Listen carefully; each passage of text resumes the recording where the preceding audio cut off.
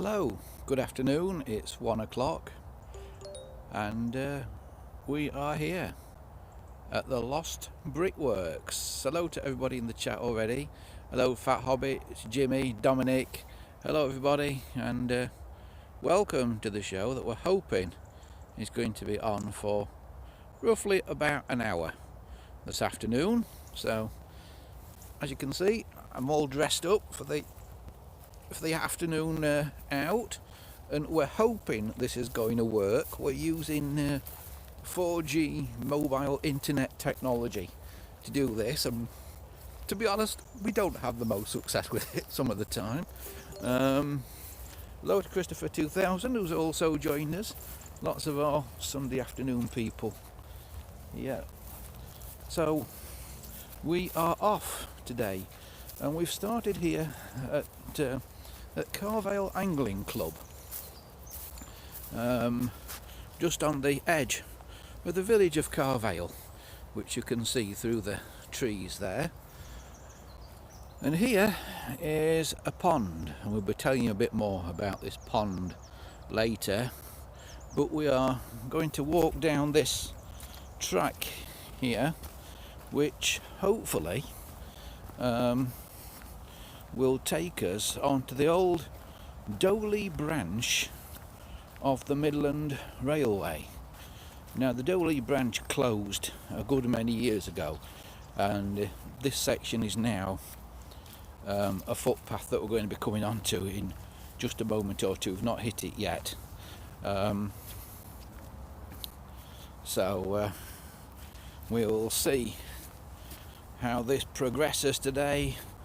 The Fat Hobbit says, "Hello Andy, glad the weather isn't too bad." Yeah, me too. I'm quite pleased that we seem to have got away with the weather so far. It seems reasonably okay. It's not too bad at the moment.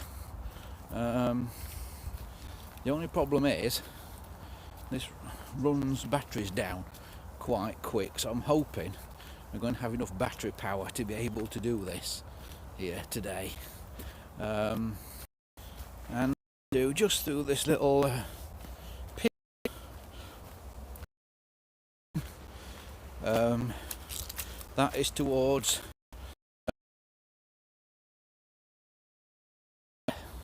which was just at the side of the main balls over to Chesterfield Road there, and trains could actually run along part up a little bit. Yeah, it probably will. I can't see any break up here because I'm not monitoring it through YouTube. I'm just doing it live myself, so I can't see if it's breaking up, but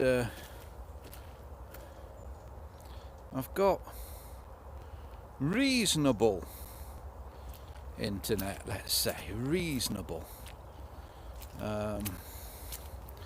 Okie dokie. So here we go.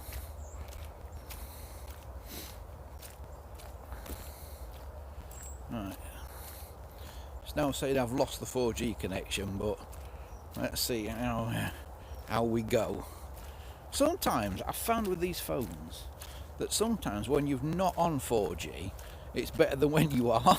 Sometimes 3G is better than 4G. Don't know why that is. If anybody out there is an expert in mobile communications, maybe you could tell us why sometimes 3G seems to work better than 4G.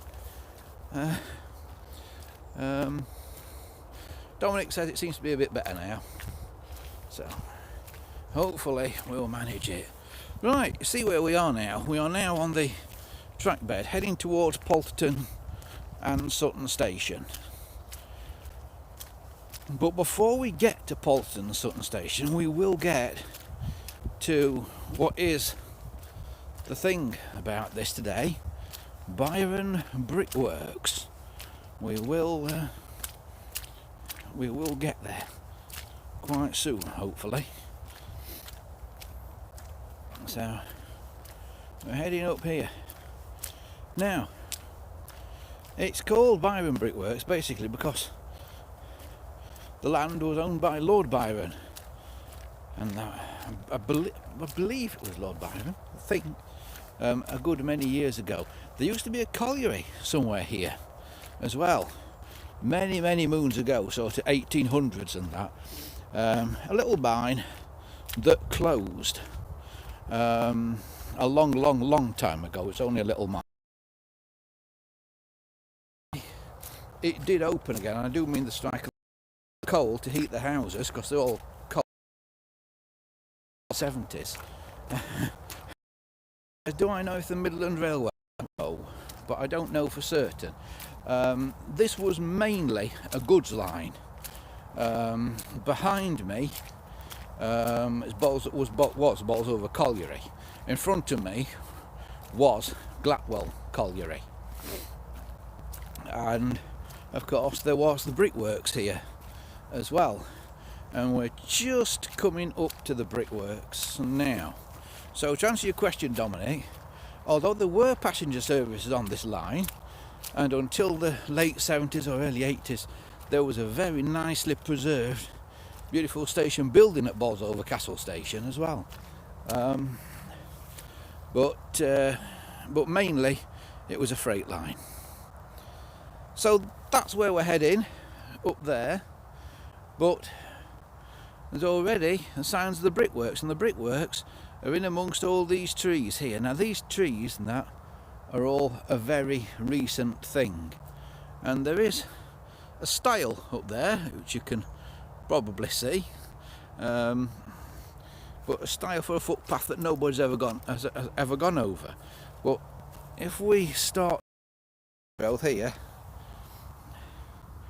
we start to find bricks that say Byron on them, and they are just strewn everywhere around here. Christopher says he was train spotting this morning, but it backfired because the train's running 2 hours late because of a train fault.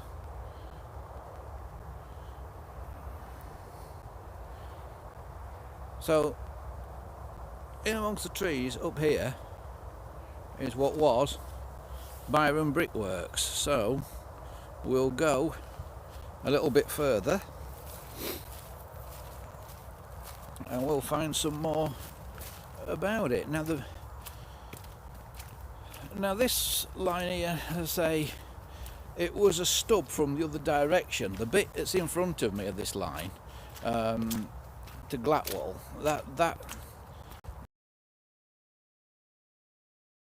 Staveley and places like that the other way, that continuation was up this way. The rest of this line, so what I'm walking onto now, was abandoned quite a while ago. Then when all the collieries closed, of course, in the 1980s into the 1990s, it was all landscaped and all turned into a public rights of way and that's why we can walk on it now.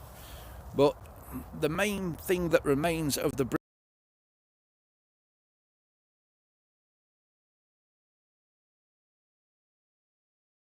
bottom of it, and that is the edge of a kind of station platform and loading dock.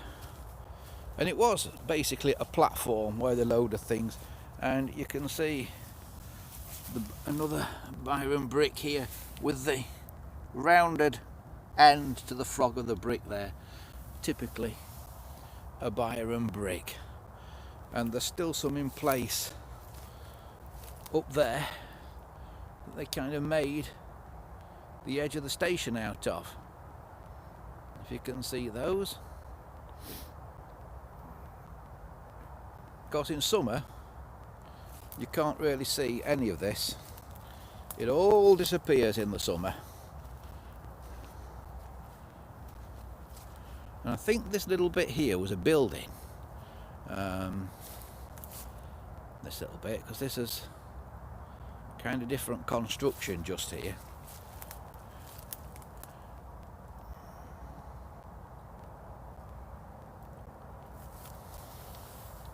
we go in and look at that. Right, we'll go a bit further. So, Byron Brickworks, it closed before World War II. It shut down before World War II. It then opened again during World War II to provide bricks for rebuilding bombed out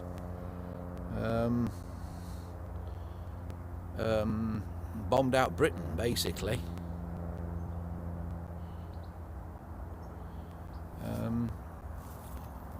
So somebody's left us a nice brick there.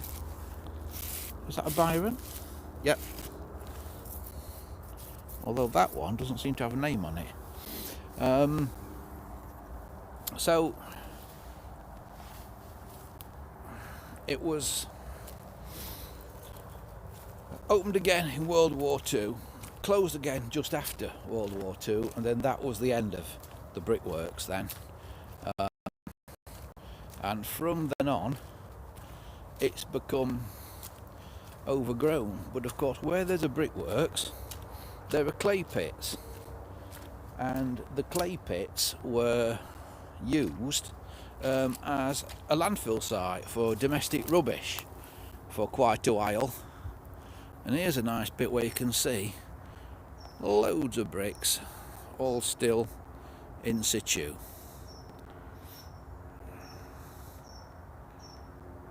Millions and millions of Byron bricks. In fact, I don't think that used to be like that. I've not seen that before.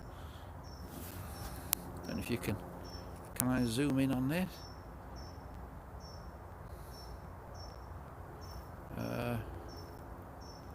No, it doesn't let me zoom in when I'm live. It won't let me do it. But you can see the bricks there, all on end under a sort of concrete top that's been put on there.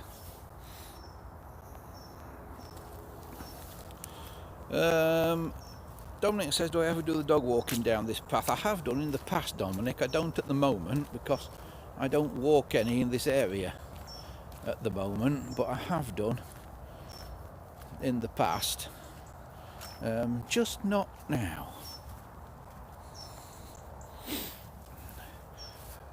And here's more of this wall to what I think was a loading bay, all made out of Byron bricks.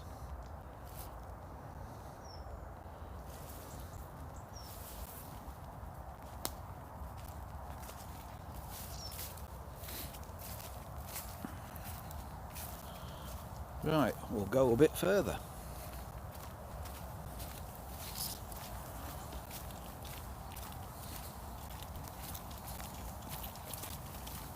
Hello.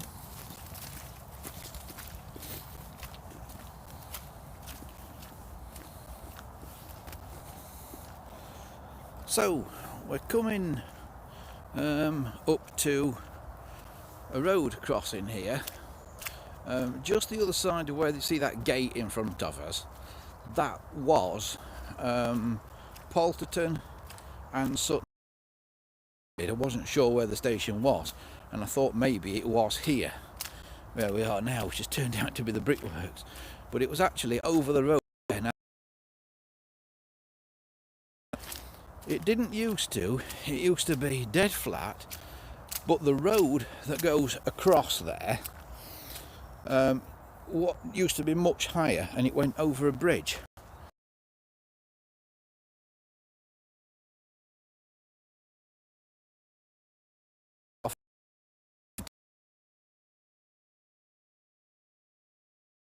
Famous photo that you can find online going through the flooded station, because before we get to this gate in front of us, we're going to turn left. Clay pits where that we have now. Stuff used to come in these earthenware jars, and I think that's part of one of them. But then here along, there's a bit of, and of this up over a period of time, and yeah, see more here. It tends to come up in mole hills. Just here the ground's been disturbed by moles, and when the moles make a hill, they tend to throw up bits of this pottery, and there's just tons of it. You see, look, it's just everywhere.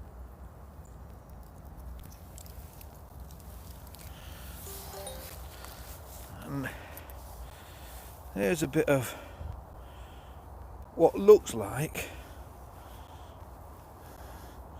a stoneware jar or a stoneware bowl or something, the top rim of it. But it just keeps coming, you know.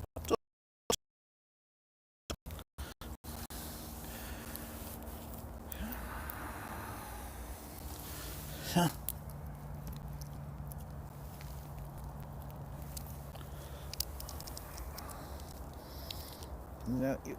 and it's really not difficult to find all this stuff on the surface here, and you know, you come back a few days later, there'll be more. There's a huge piece here, look, one of these. Get an idea from that.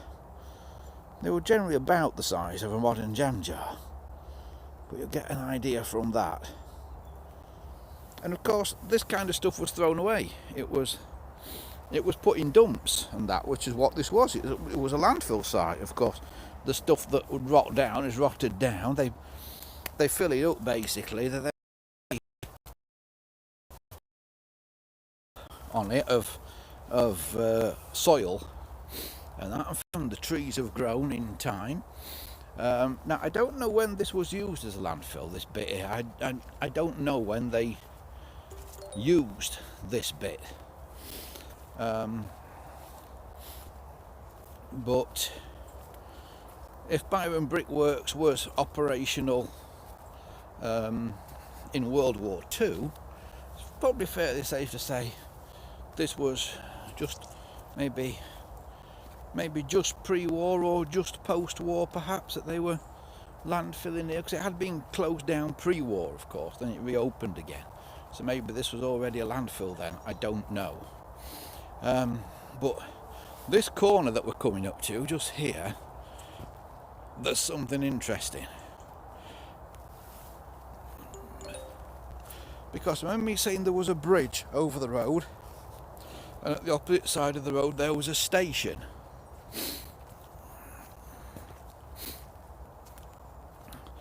Well, where the station was, I'm led to believe there were steps down from the bridge to the station. And so I'm told by one of the locals,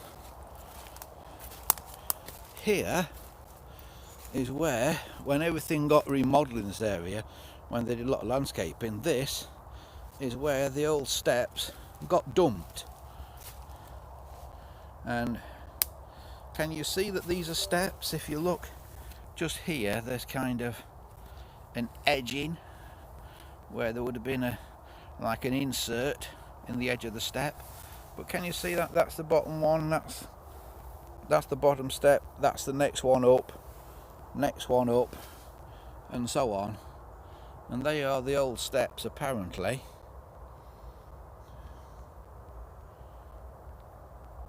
to the old Polterton and Sutton station, and that is the remainder of the station.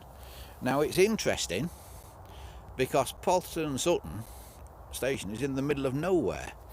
If you look up on that hill in the distance there, you might just be able to see some houses in amongst those few trees right in the middle of the shot now. That, I believe, is Polterton up there. So it's quite a way away from the station. And if I pan around now, you will see Carvale, the houses of Carvale and Bowls over there. in the distance there. So there's quite a lot of history around here, if only you know where to look for it, and if you look for it in winter, because in summer, says he tripping up over a stick, in summer it nearly all disappears. It nearly all vanishes in the summer, and you know, under all the undergrowth, and you can hardly see anything. It's just a load of undergrowth, and really not a lot to see at all in the summer. It's a bit tricky finding the pottery and that here, because at this time of year there's a lot of leaves on the ground, of course, so you can't see a vast amount of the pottery, but there are still bits to be found, like that. That's another one of those jars with a ridge in it. Can you see it? I feel a bit like Nicola White on here. I don't know if any of you guys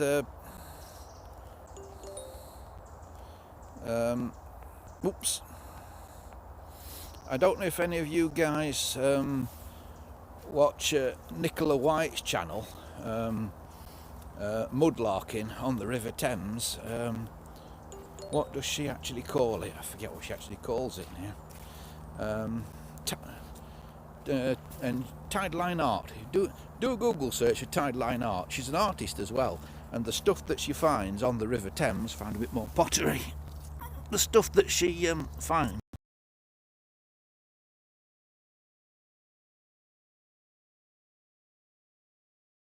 Only time team was still going on the telly. This would probably be an interesting place to have a dig, because there's all kinds of stuff all over the place. Yeah. So yeah, tons and tons and tons of stuff. Hang on, I've got to move something on my phone. That's it. So we've sort of come round the bit that is the old brickworks now. So the brickworks is now over there, sort of thing. So in amongst all this lot, this is where the brickworks was. And as you can see, although you would class it as a wood or even a forest now, the trees are not actually that old. You know, it's not like a forest of trees that are 100 years old. They are quite recent. And none of these trees were here sort of 60 or 70 years ago. No photos of it. It was quite a bleak and bad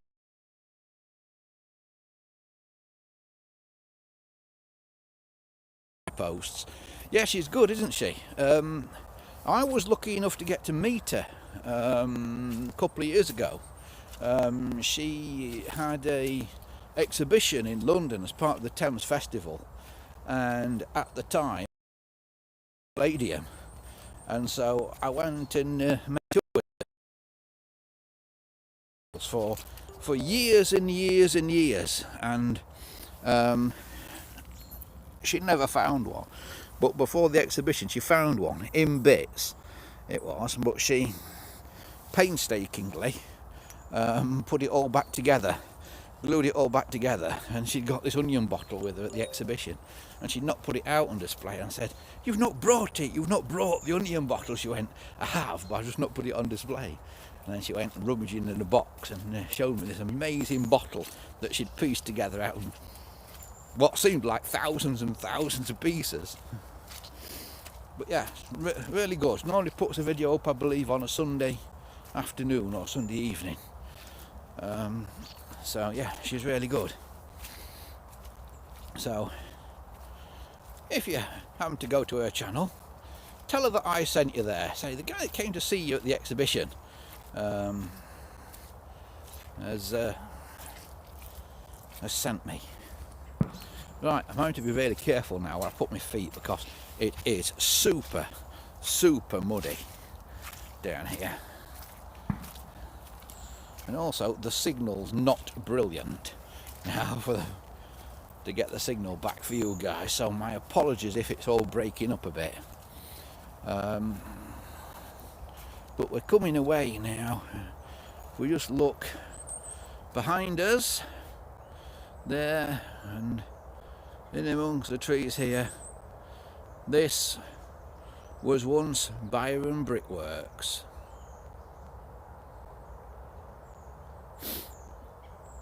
Christopher says he's got an old Australian 1940s semaphore signal. Cool. People collect semaphore signals here as well. And lots of people have got them. There are very few, if any, still in use on the railways here, on the big railways. I'm sure somebody's going to say on some branch lines there are some still in use in places, but of course on the preserved railways there's still quite a lot of semaphore signals. They're amazingly big as well. And if you go to the East Anglia Transport Museum at Carlton Colville, they've got a narrow gauge railway there, and they've got an old semaphore signal that they've put up as part of their narrow gauge railway display at the little station where you can get on and off the little train. That they put a lamp behind so you can see the signal at night. Why the lenses that one? Or signals in use. I'm being very careful now because I'm going downhill slightly, and if I slip and fall over here. Right, so we now go this way.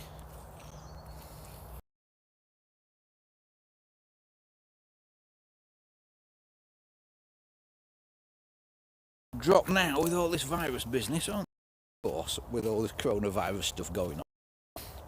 I'm still allowed to history you can find, and let us know in the comments if you find anything.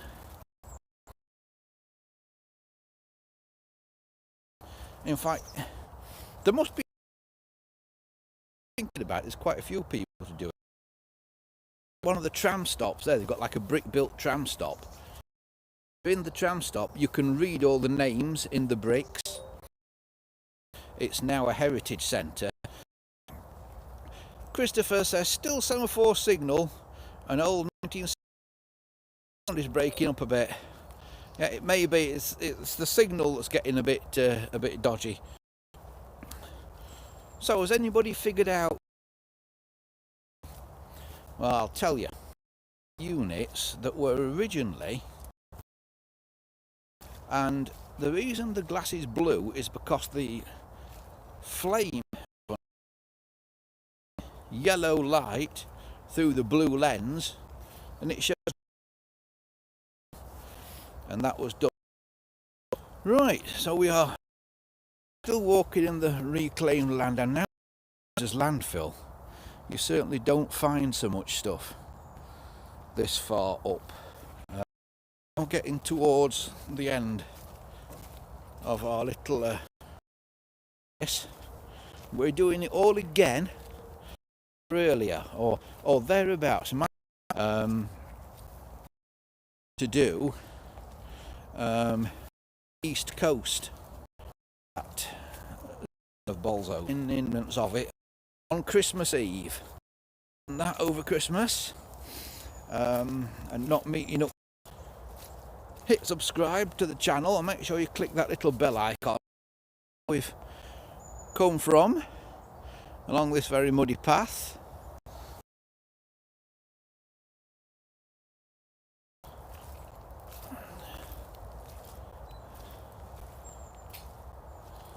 Any minute now.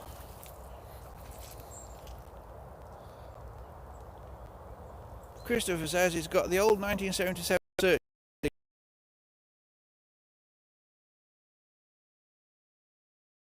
Got a lot of space where you are, Christopher, because you've got an awful lot of stuff and a lot of big stuff as well. If anybody's not done so already, go look at Christopher 2000's YouTube channel. It's got all kinds of interesting things on it. It's worth a look if you're into trains and or just generally sort of industrial history and stuff. It's got like air raid sirens and signals and lamps and all kinds.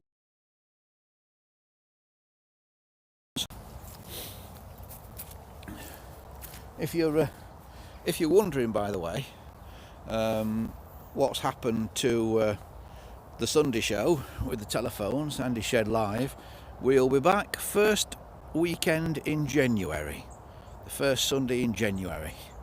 We'll be back with the beginning of season 8. So here we are, back at the car park, and the battery has managed to hold out while we did it. So here we are. So shall we have a look at the stuff that we found today? Right.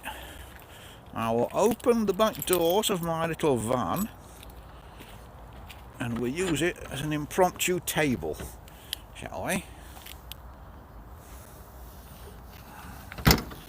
Right. Van full of stuff.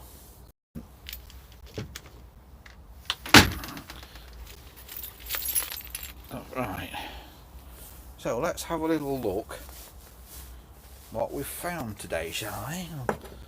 There's a bit of pottery.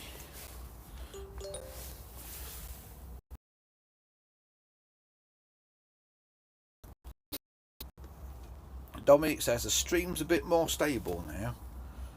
Oh, I'll be interested to see how stable and unstable it's been. Because of course I can't tell from just doing this. It's a bit strange because can't actually monitor it.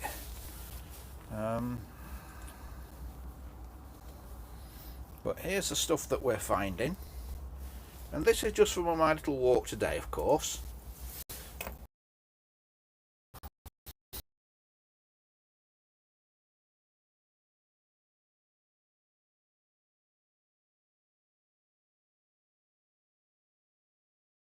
There's some more in here as well.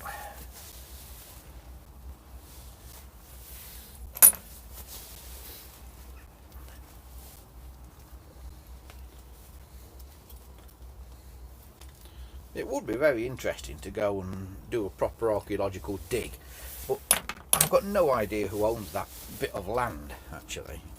Although there's public access to it, it'd be nice to know who owns it so we could say, can we actually come and do a proper dig? And you know, and see what oh, that's money out the bottom of my pocket, a bit of change. Right, have I got all the bits of stone and that out? Yeah, the bits of pottery rather, not stone. Yeah, I think I have. So what have we actually found today? Well, that's one of those storage jars. And I think that's a bit of one of those as well, because it's got a line on it like those lines of a storage jar.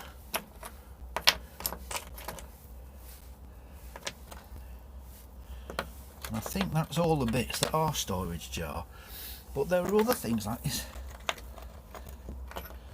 really pretty ancient.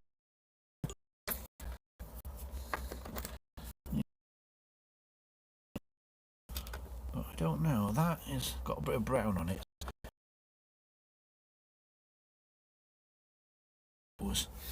So that's roughly sorted it out into what we've found. So it's fascinating, the bits and pieces that we find. Dominic says, have you visited the Williamson tunnels in Liverpool, Andy? No, I haven't. I don't get to Liverpool very often. It's a place I don't tend to go very often, but no, I've not been there. It says there's loads of interesting old bottles and pottery shards in the tunnels from when it was used as landfill. I'll have to go and have a visit there at some point in the future. Yeah, all kinds of places that it'd be interesting to go to. Right, well, we've had our little walk for today. So before my battery dies, I'd better wrap this up. As I said earlier, Christmas Eve, 24th of December 2020, time lunchtime, midday or thereabouts. We're hoping to be live from the top of the LD and ECR's Bolsover Tunnel, and we'll tell you the story about that, because that is a story to behold. That is.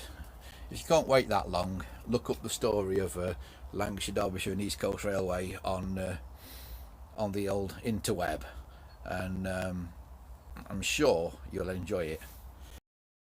For watching this afternoon, I hope it's not broken up and froze up too much for you, and we'll be back in a couple of days' time at midday with the. You can always get in touch with us via the website andyshed.coldpress.net. So until the next time, have a great run up to Christmas, and we'll see you back here live on Christmas Eve. Bye for now.